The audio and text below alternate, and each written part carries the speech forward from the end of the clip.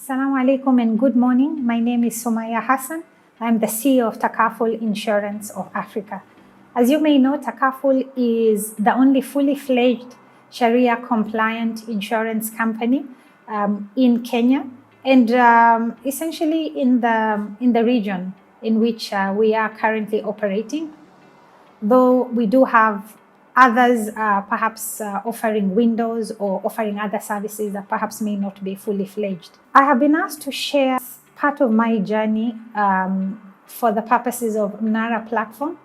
And the journey, depending on the area that you're interested in, covers different aspects perhaps of leadership, but also women in leadership. Do women lead differently? Are we impacted differently by what happens in the leadership world? Are there more challenges that we face? How do we overcome them? So I'd like to share some of my own experiences in this regard, some of my challenges, how perhaps I have dealt with them, and some of my own thoughts, which I do hope will help you along your own leadership journey. One of the things that I have found, regardless of the role that I have occupied. And let me say one thing as I start. Leadership is not about a title. It's not about a big office. It's not about a position or a big car or a big house. Leadership is about you doing what needs to be done to get the objective that is being aimed for either by yourself or the entity that you represent, regardless of your title. That's what leadership is. So when you are given something to do, you show up and you get it done. You don't say, oh, but I'm waiting for my manager. I'm waiting to be promoted. That's not leadership. As they say, if you are given a cup to wash it like it's never been washed before. That is leadership. At the end of the day, my experience has been when you have a complex job, a complex task that you need accomplished, you tend to look for the person that you trust, the person who has proven themselves. Now, how will you prove yourself if you're not showing up because you're waiting for the promotion, you're waiting for the big job? We tend to look at the smaller jobs that you had, the tasks that you were given that others or yourself thought were small. How well did you do them? What does that tell us? It shows that you have leadership. It shows your ability to organize and lead others. It shows your teamwork. It shows your initiative. It shows your resilience, all those things. And those are the qualities and skills we are looking for when somebody is looking to promote you or to give you a bigger job. But if you look at what you're given as too small for you, beneath you, and therefore you don't give it your best effort, what do we have to gauge your skills that we can then say you're ready for that promotion you're looking for, or you're ready for that bigger task? So whatever job you are given, do it to the very best of your ability, like it's never been done before. That for me is at the heart of leadership. Understanding that let me do the best I can with what I have and where I am. And then you move on from there, step by step. One of the most important learnings that I have had in my own journey is the importance of being true to yourself. Be authentic. Be the very best version of yourself. At the end of the day, when you are genuine, it will come through. And if you are not, if you're very busy putting on a pretense, at some point that will come out. And people don't like to engage and operate with people that they're not sure about. At the end of the day, one of the other learnings that I have had along my journey is that it's all about relationships. Relationships are so fundamental in the business world as they are in other worlds. Who do you know? How do they operate? Is this somebody you can rely on? There is a point at which you're able to put things down into contract and you can write and you can secure a lot of things. But there is a point as well that you need to rely on trust. Who can you trust? Hence the power of relationships and the power of authenticity, that somebody knows so and so, this is somebody who is genuine. When they speak, they mean what they say, and when they commit, they will do as they have said. The power of you being authentic. Being true to self also requires that you recognize your strengths and your weaknesses. Very important that you know both your strengths and your weaknesses. Many other times that we conduct interviews and we ask people, tell me your strengths. And somebody can give you a whole list. 10 minutes later, they're still talking about strengths. When you say, tell me your weaknesses, a lot of people struggle to tell you their weakness, especially the men. This has been my experience. A lot of men will really struggle to think of a weakness. Somebody will scratch their head, they will shift in their chair, they will look. Somebody can actually tell you in an interview, I can't think of any weaknesses. That in itself is a weakness. It shows that you don't really understand yourself. You must be honest with your strengths and your weaknesses. Only then can you build on what you have. Only then can you start working on the gaps that you have identified. And part of this could involve you having a conversation with those that are close to you and are honest with you and want to help you grow by contributing to letting you know these are the strengths that they see. Because sometimes your own version, your own view of yourself could be different from what others see. Yes, you may not realize that something you do is a strength until somebody highlights. Equally, you may not realize that something you do or don't is a weakness until somebody highlights. So open yourself up to hearing from others so that you can help yourself grow, both in terms of building on your strengths and working on your weaknesses. As you look at your leadership journey, reflect very keenly on your impact on others. I remember when we were young, you probably do too, the broken telephone. Do you remember the broken telephone? And we would play this game, and somebody at the beginning of the queue would whisper something to somebody else, and that person would whisper to the next person, and on until it got to the end of the queue. And then when it gets to the end of the queue, you would ask the last person, what were you told, or what did you hear? And then you ask the first person, what did you say? And many times do you find that what was said at the beginning and what was heard at the end are completely different. Now, why is this important? It is important because it shows the power of communication. The need to communicate so clearly to avoid misunderstandings. A lot of times we have a lot of friction in the business world or in our personal worlds because of miscommunication, because of misunderstanding what somebody communicated.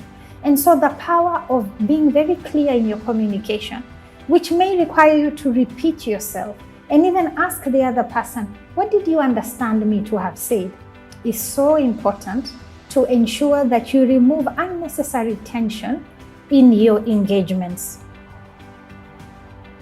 As we look at the impact on others, remember, strong is the web. Strong is the web. What does it mean? It means that the power of networks is something that every leader can speak about. Who is in your network? Who can you pick the phone and call when you're stuck somewhere, or when you want to advance something, when you're looking to cooperate or partner with other people, when you're looking to consult and engage? You need to build on your networks. Very important. And building networks is not only about you talking to people in your industry only. No. Networks are built across the board. Networks are built up with those who are above you, with your peers on the same level, with those who may be junior to you in terms of experience perhaps, but all those are networks. You could be a leader who has been running multinational for decades, but technology may not be your thing. This could be part of the network you build with the young people out there for whom technology, it comes so naturally. You know, they're digital natives. Include them in your network. Then you have a go-to person when you want to engage or consult somebody as far as IT perhaps is concerned. You need to nurture your mind as a leader. You need to keep learning. Should you ever get to a point when you think you know it all, that's the point at which you really need to push yourself to get back to learning, because it means you're no longer learning. And when you stop learning, you're no longer growing. Yes? So you're either green and growing, or you're ripening and rotting. You choose. It is important as a leader that you nourish your soul. You need to work on your spiritual side. You need to work on your values. At the end of the day, you can be somewhere and you have all sorts of policies and procedures in place, but you will get to a point where the rules will run out. There simply may not be a procedure for the situation that you face. What do? You rely on your values. And a lot of time, your values are based on your spirituality. You need to work on your soul, nourish your soul, build on your spirituality. One of my other learnings as a leader is the importance of working on my circle. We are told in the Islamic tradition that the Prophet, peace and blessings upon him, advised us, if you spend time with a perfume seller, he will either sell you some or you'll come out smelling nice. If you spend time with a blacksmith, your clothes may get burnt or you may be covered in soot. Now, what is the message here? The message is that you need to be very careful who is in your circle. We tend, as humans, to pick up on the dominant values of those around us. If you spend a lot of time with people who generally are negative, and every time you try and do something, they say, others have tried to do this and they didn't succeed. Why do you think you will succeed? You're aiming too high. Your dreams are too big. Then it brings you down. If you spend time, however, with people who believe that yes, you can do this, people who are go-getters, people who set their dreams far and wide and are always seeking to try and grow themselves and achieve the next level, you will find it inspires you to do the same, to grow out of whatever level you may have set yourself at. So it really is important that you work on your circle. It is important that as a leader, that you should be all-rounded, not well-rounded, all-rounded. You want to be somebody who is not only focused on whatever it is that you're working on, maybe your work, your business. Are you taking care of your health? Are you exercising? Are you working out? Are you sleeping well? Are you managing stress? Who are you impacting by your presence on this earth? Whose life have you touched just because you exist? What have you done for the environment? So it is not enough that you can sit and show the impact you have done as far as your company is concerned. You need to show the impact you have done on other people, on the environment around you. And one of the things I encourage you to ask yourself, what have you done for somebody who has no power to repay you back whatsoever? You may want to ask yourself this every single day, just to ground yourself. What have you done today for a person who has no power whatsoever to repay you? Leadership is about many different spheres. Personal leadership is about leading yourself. How do you behave? How do you interact with others? How do you manage your anger? How do you handle pressure? How do you inspire and nurture others? Which brings us to relational leadership. After leading yourself, how are you leading others? Do you inspire? Do you engage? Do you motivate? Do you help to grow? One of the signs of a leader is how many other leaders they have grown. If you want to be the only bulb in the room, you need to have an honest discussion with yourself. You can't seek to be the brightest, the only one with ideas, and then speak about your leadership. You really need to look at how many other leaders have you grown or have grown under your guidance and under your direction. Therein lies the true test of your leadership. Leadership is also about results leadership. Are you achieving team performance? Is it average? Is it outstanding? What have you put in place to bring about that performance? What are your systems? What are your policies? How are you inspiring creativity among your team? How are you encouraging your team to give you their discretionary effort? Not their 8 to 5 that I've just turned up to work, I've done my bit and I've gone home. No, the extra that I want to give you, which is where excellence tends to lie, in my discretionary effort as an employee. What are you doing as a leader to inspire that? What about systems leadership? Are you alive to the systems, to the different networks, platforms that are available in your field? And have you deployed them for the benefit of your business? And as you deploy, ask yourself, are the systems working for you? Are you working for the systems? Sometimes we bring systems in place and then they tie our hands. And at the end of the day, you find yourself doing things. And when you look back, oh, it's the system. The system required. Really? Who brought who? Did the system bring you or you brought the system? So the system needs to work for you. It is not you working for the system. One of the things I have learned is that to excel, you must persist. Apparently, other than for a small minority of people in this world who can be called geniuses, for the rest, it's really just hard work. That's what it is. Whether it's the sportsman who excels, whether it's the artist who does a brilliant job, whether it's somebody who is very successful at the business they do, for majority of the people, it's just hard work. If you're new to a certain position, perhaps you just assumed a role, you may be tempted to come in and make changes very quickly. You want your presence to be felt immediately. One of the things that I have learned, take your time before you make decisions when you are in a new environment. Now, when I say that, I don't mean procrastinate. Oh no. What I mean is, if you have come into a new job, learn the people around you, learn their strengths, learn their weaknesses, learn your systems and processes. Once you've done all that and you believe now you understand, then move in and make your decision. But if you join a company and the first thing you do is fire everybody you meet there because you want to be seen to make a change, my own learning is you probably don't want to do that. You want to understand.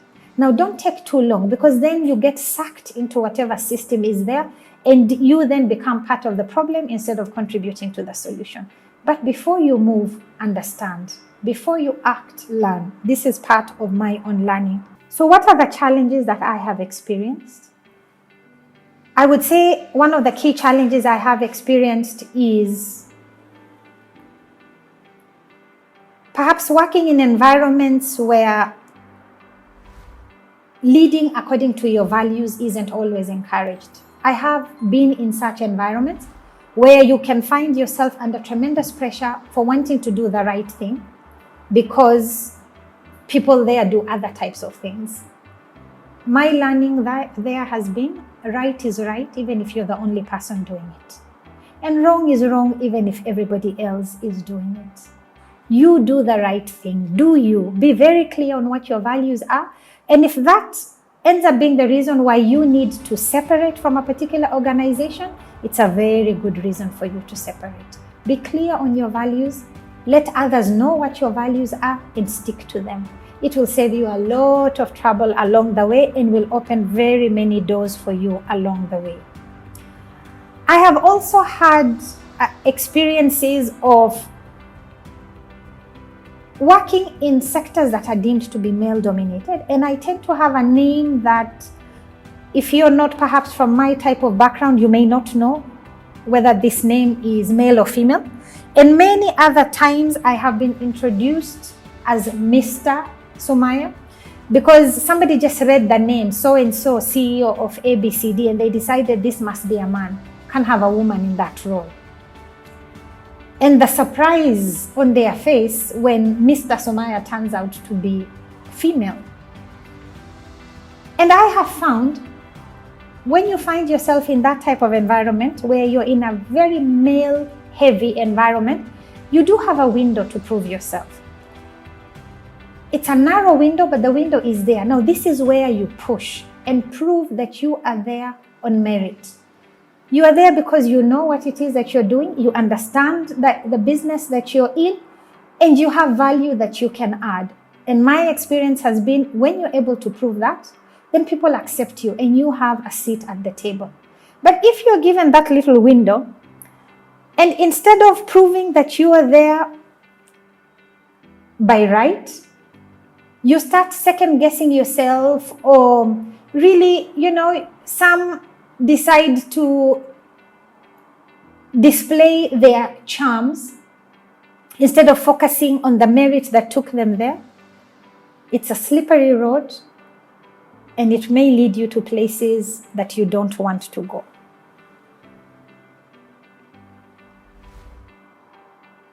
I have also learned the importance of mentorship. I have benefited from having mentors. I have mentored many, and I encourage you to do the same. Whatever level of life you are at, please mentor somebody. You have something that somebody else can learn from. They say he who teaches others learns twice. You'll be amazed on how you grow yourself through mentoring and helping others to grow. What are some of the thoughts that I have? Dream big. Set big, hairy, audacious goals. And set yourself on a plan to achieve them. Even if you don't end up achieving the full extent of your big, hairy, audacious goal, how much further will you have moved along? They say if you aim for the sky, at least you will get the earth. But if you set your target as the earth, don't be surprised to find yourself 6 feet under. So set your targets high, dream big, but put specific measures to help you achieve.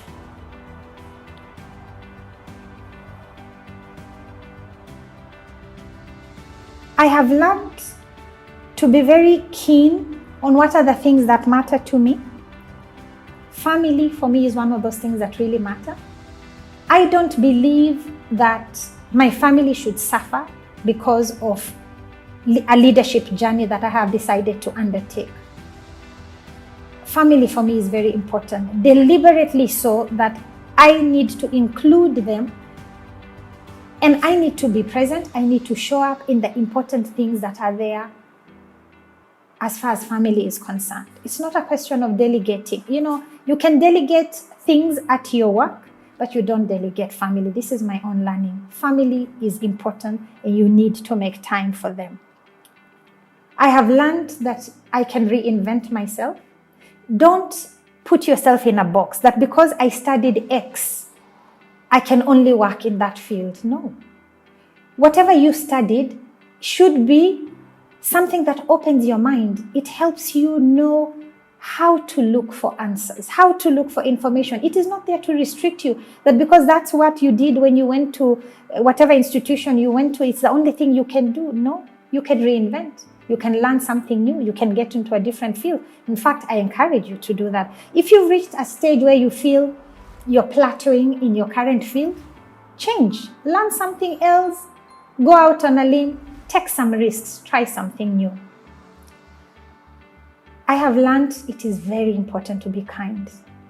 Everybody is going through something of one thing or another. It is so important to be kind. Watch your words. Leave somebody whole. When you interact with people, leave them whole. Don't interact with somebody and destroy them in the process. You don't know what others are going through. Be kind. And finally, I have learned as a leader, don't take yourself too seriously. At the end of the day, there have been many people in this world. They have come, they have gone. The sun continues to rise and to set. Seek to add impact and value while you're around, but don't take yourself too seriously.